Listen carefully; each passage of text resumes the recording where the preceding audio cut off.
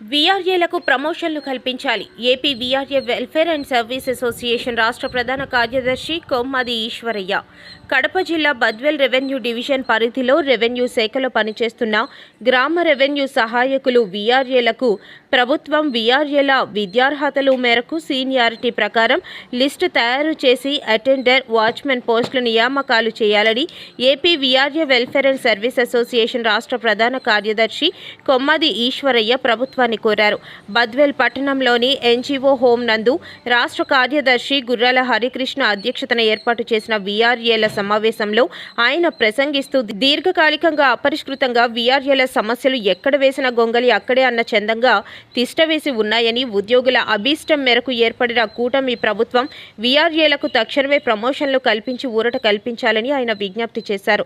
ప్రభుత్వం యొక్క స్పందన కొరకు వీఆర్ఏలు ఎదురు చూస్తున్నారని, బద్వేలు రెవెన్యూ డివిజన్ కేంద్రం నూతనంగా ఏర్పడటంతో పాటు డివిజన్లోని అన్ని తహసీల్దార్ కార్యాలయాల్లో ఖాళీగా ఉన్న అటెండర్, వాచ్మెన్ పోస్టుల నందు వీఆర్ఏలను నియమించాలని ప్రభుత్వాన్ని కోరారు.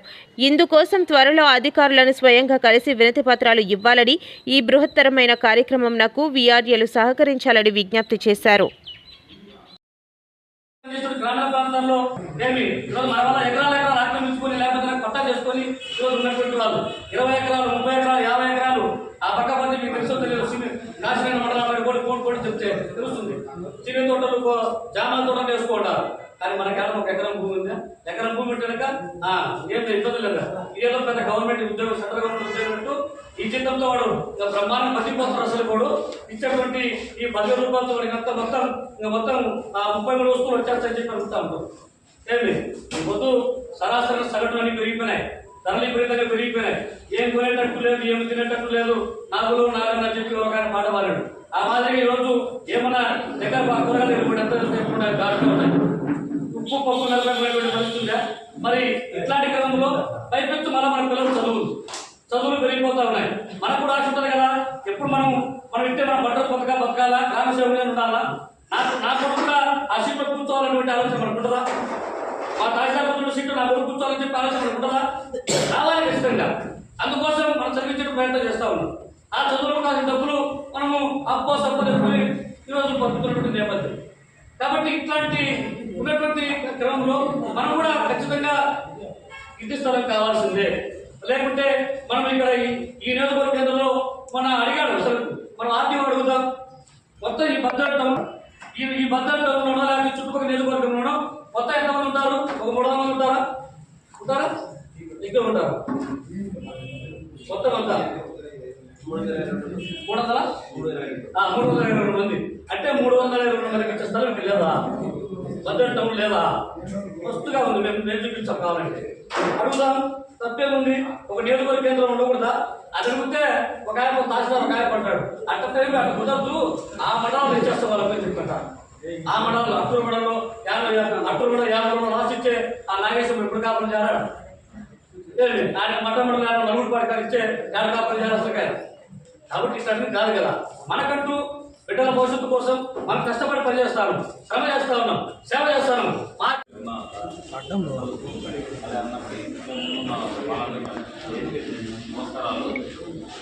ముఖ్యంగా మన వీఆర్ఏ సంస్థల పైన వ్యవస్థలో చాలా దీన పరిస్థితుల్లో ఉన్నాం. ఏమన్నా జ్వరం వచ్చినా వాడు చూపించుకోవడానికి పైసలు డబ్బులు ఉండవు. ఏదైనా పిల్లలు చదువు పిచ్చాలన్నా గవర్నమెంట్ స్కూల్ తప్పుగా ఏముండవు. మనం హోదా పెరగాలి. హోదా పెరిగినప్పుడు మరి సమస్య మీద మనకు అవగాహన వచ్చినప్పుడు మిగతా ఆఫీసర్లు ఎట్లా ఉన్నారో మన పిల్లలు కూడా ఆ రీతికి మనం తీసుకోవాలి. ముందు పోవాలని ఒక ఆలోచన మనకు ఉంటుంది. ఆ రీతిగా ఒక ప్లాన్ చేసుకొని మన పరిస్థితిలో ఎవరైనా వీఆర్ఏ చనిపోయిననుకో వృద్ధాప్యంలో వాళ్ళకి ఏ రీతిగా మనం సాయం చేయాలి. గవర్నమెంట్ డబ్బులు కూడా మనకు సరిగా ఉండడం లేదు. గవర్నమెంట్ చనిపోయిన కార్యక్రమానికి 25,000 ఎంత ఇస్తారు డబ్బులు, ఆ 25,000 కూడా సరిగా అందడం లేదు. ఎంతో కొంత అంత ఎక్కేది ఏదో నామకాస్త ఫోటో తీసుకునేది ఇల్లు పెట్టుకుని ఇల్లు ఓడిస్తారు. అది కాకుండా మనకి ఎంత ఉంటుంది, మనకు రావాల్సిన డబ్బులు ఎంత, మనం ఏం పని చేస్తాను, మనం పని చేస్తే మనకు వచ్చే జీతం సరిపోదు. ఆ జీతం కొరకు ఎంతవరకు పోరాడాలి. ఇప్పుడు నేను ఒక్కరు పోరాడితే పని జరగదు. మీరందరూ సాగం కావాలి. గతంలో చేసిందో అయిపోయినా కాదు, మనకు కూడా గతంలో చేసిందో వాళ్ళు కూడా మనకు మంచి సాయం చేసిందో అది కాదు. ఇప్పుడు నేను ఒక్కరు పోరాడితే అవ్వదు. నాతో మీరు ఉండాలా, నా దగ్గర మీరు ఉండాలా, అన్నోళ్ళు ఉంటారు, అంత పని అంతా హ్యాపీగా జరిగిపోతుంది. ప్రతి విషయంలో కూడా అందరం కలిసి అంతా కలిస్తేనే పని జరుగుతుంది, లేకపోతే జరగదు. మీకు ఏ సమస్యలు ఉన్నాయో అంతా కలుస్తాం. మన మీద ఎక్కువ ఒత్తిడి జరుగుతుంది, ఎక్కువ డ్యూటీలు వేయడం, రాత్రి పనులు వాడుకోవడం అట్లా చేస్తున్నాం. అట్లే కాకుండా అందరం కలిసికట్టుగా మా డ్యూటీ ఏంటి, మేము ఎంతవరకు పని చేయాలా, ఎంతవరకు పనులు మేము ఉండాలా, అందువరకు మనం నేర్చుకుని వెళ్ళిపోతాం. పల్లెటూరు ఆడతాం ఉన్న ఇంటి కాదు, కలిసికట్టుగా పోరాడతాం, ప్రతి విషయంలో ముందడుగుతాం. అందరం కలిసి ప్రతి విషయంలో పోరాడి ముందుకెళ్ళట్టుగా నాకు ఈ అవకాశం ఇచ్చిన పెద్దలందరికీ నమస్కారం తెలియజేస్తాను. అందరు నాయకులకు నోట్లో నానేటువంటి వ్యక్తి ఎవరు ఉంటే నెల్లూరు సురేష్ మన అసోసియేషన్కు రాష్ట్ర వర్కింగ్ ప్రెసిడెంట్గా పనిచేస్తూ ఉన్నారు. కాబట్టి ఈ యొక్క మీటింగ్ కూడా ఆయన ఆహ్వానించడం జరిగింది. ఈ సమావేశాన్ని ఉద్దేశించి మాట్లాడుతుందిగా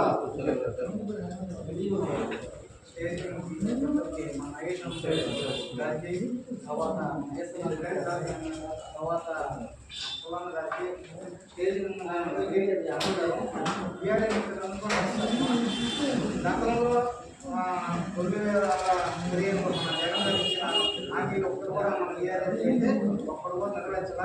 కనీసం మన టీఆర్ఎస్ రోజులు ఎలా ఉన్నాయంటే సాగి సార్ జీతం తీసుకుంటూ కనుక ఈరోజు జీతం పడితే ఏదో మనం పొద్దు పెరిగేదాన్ని కూడా సిద్ధంగా ఉన్నాం. కనుక కనీసం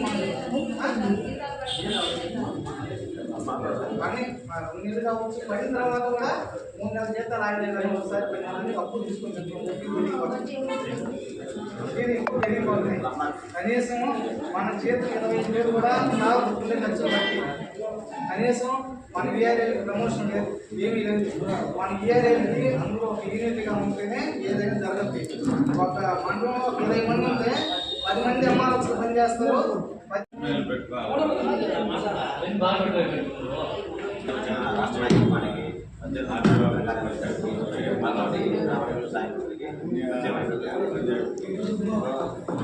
స్థానికంగా